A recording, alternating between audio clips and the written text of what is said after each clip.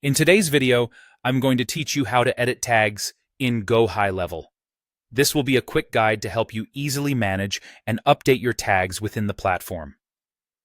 Whether you're organizing client information or simply trying to streamline your processes, editing tags can be an essential part of keeping things tidy and efficient.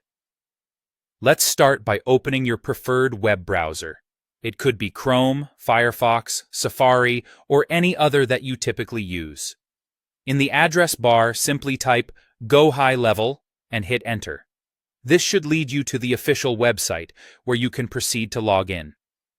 If you encounter any trouble logging in, ensure that your username and password are correctly entered, as a simple typo can often lead to access issues. Once you're logged in, you'll find yourself on the Go High Level dashboard. This is where all the magic happens.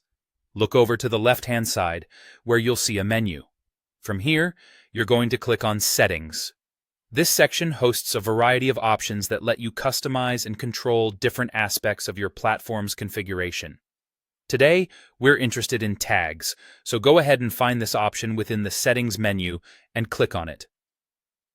Now that you're in the Tags section, you'll be able to view a list of all your current tags. Scroll through this list and locate the specific tag you wish to edit. Each tag will typically have an associated Edit button on the side, often represented by a pencil icon. This icon is your gateway to making changes, so go ahead and click it when you're ready. Once you've clicked the Edit button, a field should appear, allowing you to change the name of the tag. Whether you're correcting a typo or renaming it entirely for better organization, this is your opportunity to make those adjustments.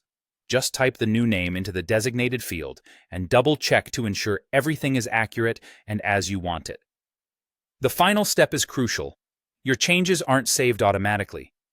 Once you're satisfied with your edits, look for a Save button or another similar button to finalize your changes.